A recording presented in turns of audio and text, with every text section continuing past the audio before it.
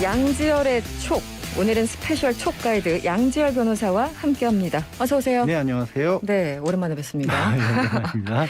네, 요즘 사실은 이게 무슨 쪽대본도 아니고 네. 녹취록에 여기저기서 단독 달고 오고 또 당에서도 또 얘기를 하고 있으니까 어디서부터 끼워 맞춰야 될지 굉장히 어려워요. 네. 사실 우리 국민들 입장에서도 굉장히 당황스러울 것 같은 게 대선 이제 불과 2주 앞둔 시점인데 그러니까요. 그렇게 긴 시간 동안 뭐 예를 들어서 가장 이슈가 되고 있는 대장동과 관련된 부분만 해도 네네. 녹취록이 지난해 10월 11월부터 이미 그 녹취록에 기반해서 여러 가지 수사가 이루어졌고 재판도 시작됐지 않습니까? 그렇죠. 네네. 그리고 얼마나 그 녹취록의 몇 마디 말을 가지고 많은 기사들이 쏟아졌었어요. 그런데 그때 전혀 언급도 안 됐던 내용들이 이제야 나오기 시작한단 말이에요. 그러니까요. 그러니까 누구 말을 어떻게 믿어야 될지도 잘 모르겠고 네. 뭐 저 같은 경우도 마찬가지입니다.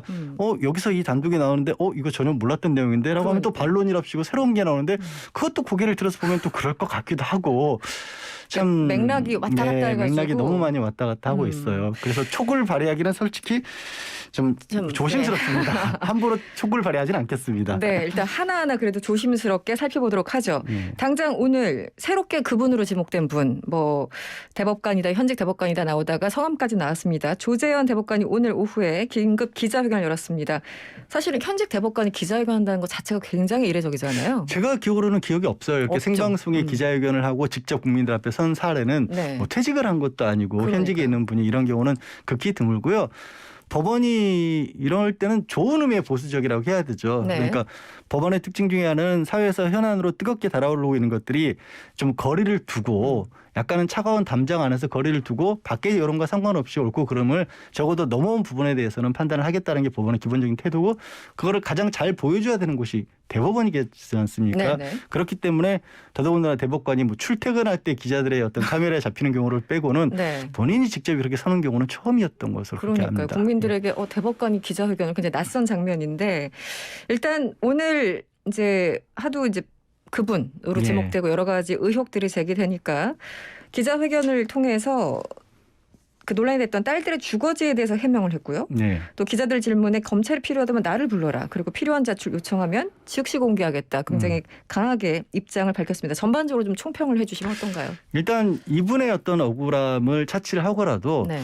지금 사실 저도 이제 변호사다 보니까 법조계와 관련해서 굉장히 최근엔 좀 착잡한 기분으로 볼 때가 많아요. 거론이 네. 되고 있는 인물들 대장동 하면 가장 먼저 떠오르는 게 이제 50억 원 클럽 아니겠습니까? 그렇죠. 네. 곽상도 전 의원 같은 경우도 검찰 출신으로 민정수석까지 지냈던 분인데 죄다 검찰 아니면 법원 그러니까요. 출신들이란 말이에요. 법조인들, 그리고 네. 법조인들이니까 그리고 이 논란의 중심인 김만배 지금 화천대유 대주주 네. 전 기자죠. 그러니까 법조팀장을 지냈던 분이지 않습니까? 네. 그러니까 법조팀장과 이게 검찰이나 법원 쪽에 어떤 일종의 뭐 좋지 않은 커넥션이 있었던가 하는 의혹을 가질 만한 상황이 충분히 이어지고 있거든요. 그렇습니다. 네. 그리고 권순일 전 대법관만 해도 아무리 대법관이라고 칠지라도 더군다나 이제 변호사로 공식적으로 활동할 수 있는 기간 이전에 그에게 장훈료를 받았던 것도 사실로 드러났어요. 네네. 뭔가 어떤 불법적인 영향력을 행사하지 않았다 하더라도 그렇기 때문에 제가 조재현 대법관 개인에 대해서 해명이 됐다 안 됐다를 떠나서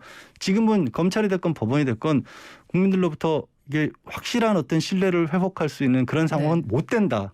이것만큼은 분명히 보입니다.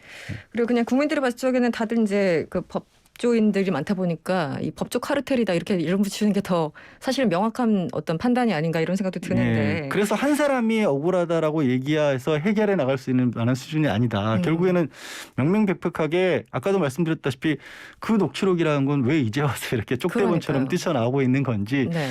진짜 이제 검찰의 수사가 제대로 이루어지고 있었다라고 한다라면 벌써 정말 문제가 있는 사람들이라면 어찌 보면 다 드러났을 만한 내용들이 네. 대선이라는 어떤 큰 정치적인 이벤트 때문인지 그래서 못 나오는 건지 다른 이유가 있는 건지 네. 여전히 굉장히 큰 안개 속에 들어가 있는 것으로 보입니다. 그래서 어쨌든 우리는 퍼즐을 맞춰야 되는 상황이고 그동안 이제 언론을 통해서 나왔던 그런 녹취록 부분 조각과 오늘 조재현 대법관의 어떤 입장 표명이라고 해야 되겠죠. 입장 표명.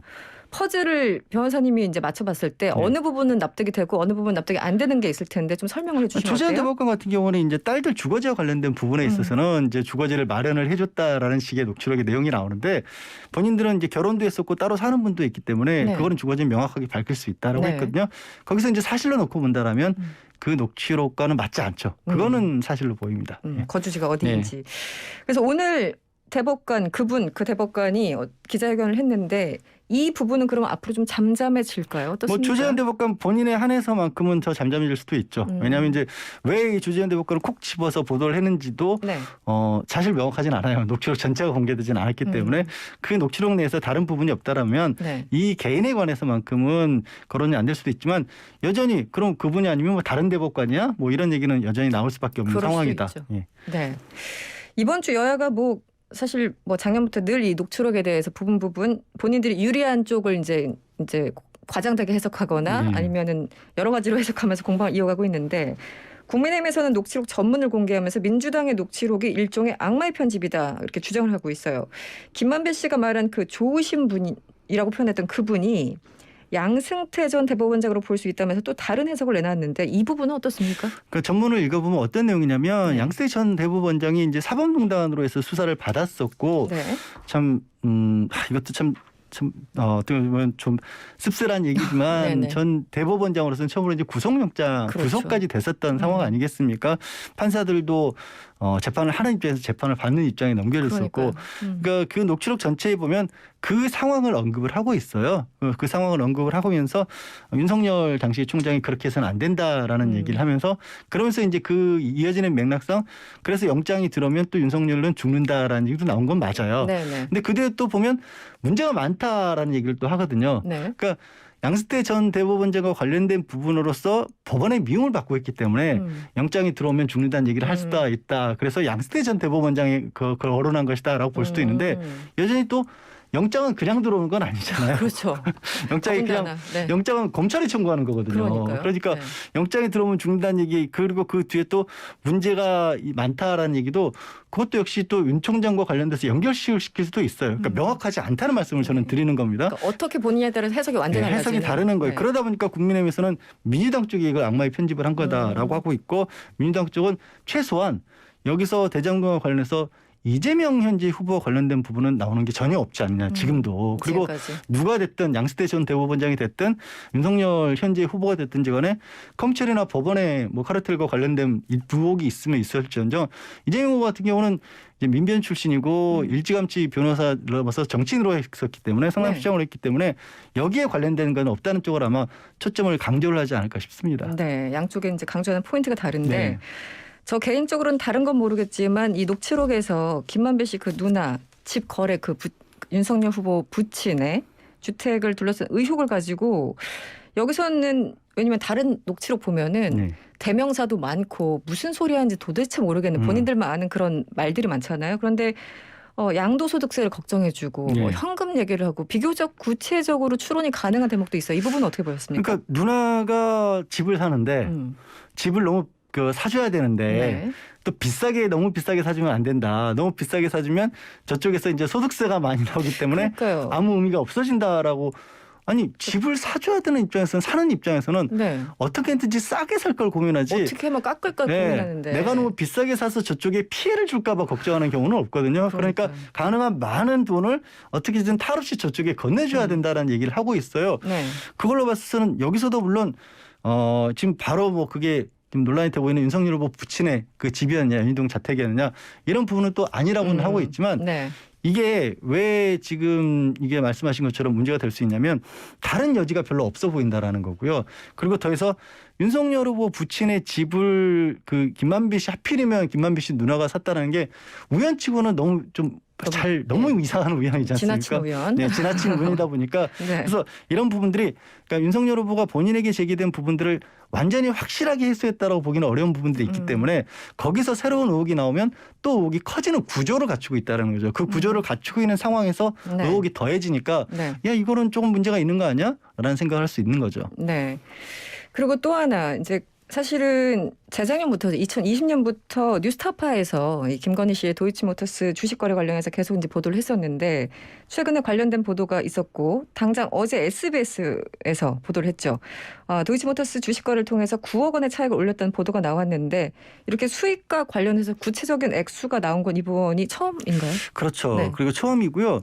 사실 이 부분도 역시 제가 아까 윤석열 후보가 해명했던 부분들 중에서 깔끔하지 않은 부분들 때문에 논란을 키우는 게 있다라고 말씀을 드렸잖아요. 근데 지금 부인인 김건희 씨의 도이치모터스 주가 조작과 관련해서 얘기가 조금씩 바뀌었어요. 그러니까 윤석열 후보가 경선 과정에서는 네.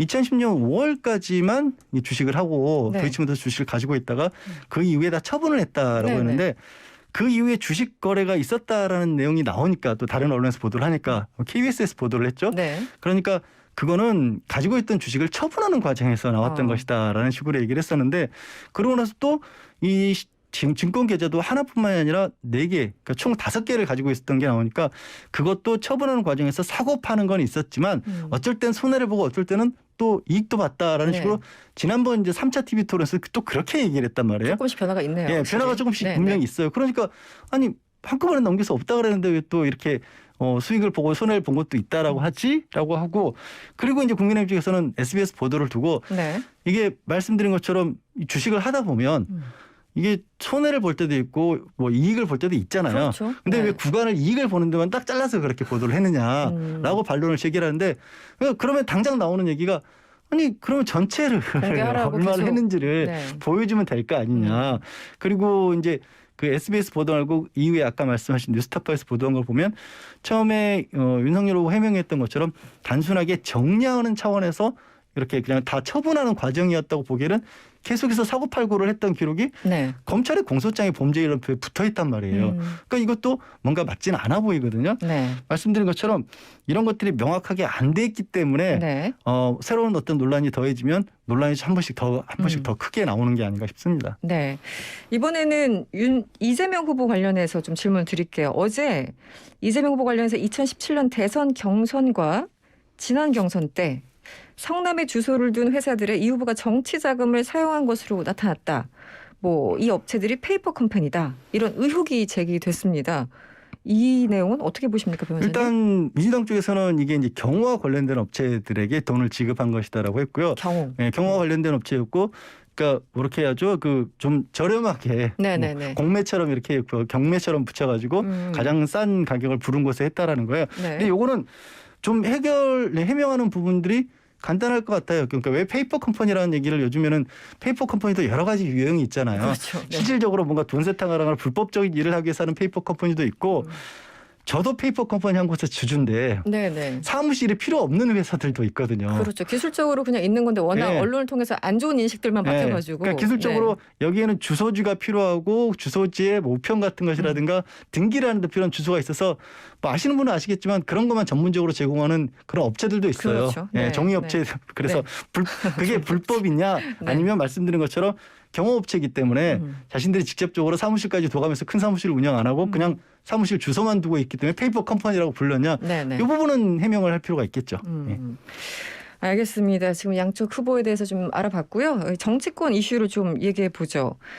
와, 참 요즘 뉴스를 보기가 겁납니다. 네? 평소에 보지 못했던 단어들과 막말들과 국민의힘 이준석 대표가 이런 얘기를 했어요. 국민의 당 관계자들이 그러니까 안철수 관계자들이 안철수를 접게 만들겠다는 제안을 했다면서 내부 배신 행위가 있었다라고 이준석 대표가 주장을 했습니다.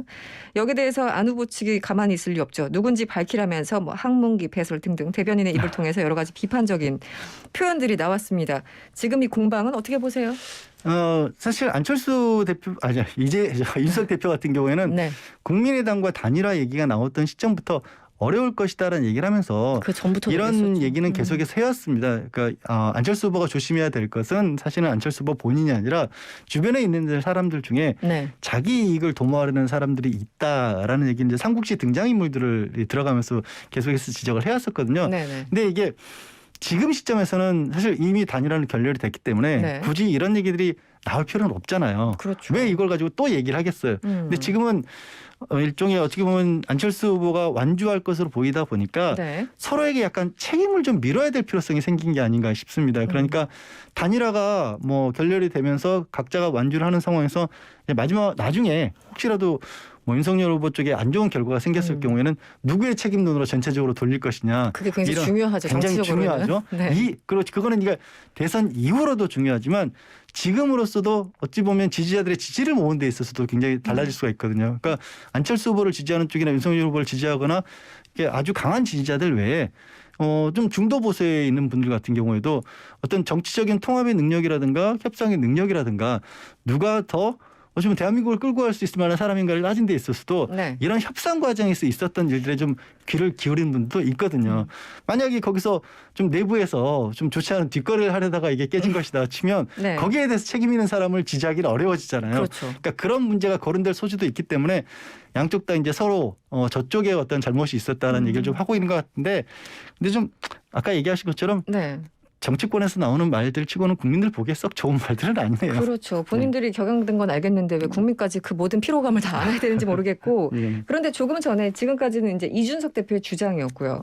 조금 전에 국민의당 그 이태규 총괄선대본부장이 긴급 기자회견을 열었죠. 이달 초에 이준석 대표로부터 안철수 후보 사퇴를 조건으로 합당 제안을 받았다 이렇게 밝힌 겁니다. 이거는 또 다른 얘기잖아요. 요건 되치기한 거죠. 결의. 되치기죠. 되치기. 왜냐하면 지금 이준석 대표가 계속해서 야 국민의당 너 니네 지금 그 후보를 둘러싸고 있는 사람들이 사실 후보 안중에도 없고 오히려 후보는 뭐 후보가 중요한 게 아니라 자기들 이익을 챙기려는 사람들이 있다라고 경고를 보냈는데 네. 이태규 본부장이 무슨 소리냐 그게 아니라 당신이 그쪽에 우리 있는 사람들을 꼬드기려고 한 거 아니냐라는 네, 식의 네. 되치기를 한 게 아닌가 싶어요. 근데 참 후보들 간에 그러니까 윤석열 후보와 좀 안철수 후보 간에 전화를 놓고서도 두 사람이 서로 오갔다는 얘기가 다르잖아요. 그렇죠. 해석이 달랐어요. 네, 해석이 다른데 네. 저는 이런 가능성도 있어요. 양쪽 진영에서 했던 얘기들이 그 얘기 자체가 객관적으로 딱 정확하게 그 얘기를 옮겨놓는다면 양쪽 다 서로 다른 생각을 하고 있는 상황에서 똑같은 말을 했을 수도 있습니다. 다른 생각을 하면서. 우리 이제 변호사들도 많이 하는 게 네.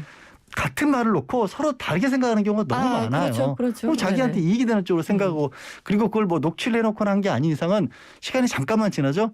전부 다 자기 머릿속에는 자기한테 유리한 쪽으로 생각이 바뀌어 있어요. 기억 자체가 바뀌어 있어요. 기억이 편집된 경우도 기억이 많죠. 편집되는 경우가 정말 많고 네. 지금처럼 민감한 시국이기 때문에 더더군다나 그럴 수가 있다. 그래서 지금 뭐 진실은 알 수가 없습니다만 네. 이제 국민의당 쪽에서는 아까 말했지만 이준석 대표로부터 그런 얘기가 자꾸 나오니까 아니다. 우리 쪽의 어떤 배신이 아니라 당신이 내부를 분란을 부추기려고 했던 것이다라고 되치기를 한 거죠. 그래서 결국에는 안철수 이 현재 대표의 완주는 국민의힘 쪽의 책임이다. 이렇게 돌리는 거겠죠. 서로 책임 돌리기, 서로 분열 유도하기, 갈라치기 뭐 이런 걸 하고 있는데 결국은 좀 아름답지는 않은 모습으로 일단은 단일화가 결렬된 것 같습니다. 뭐 앞으로도 가능성은 모르죠. 세상 일이라는 게. 네.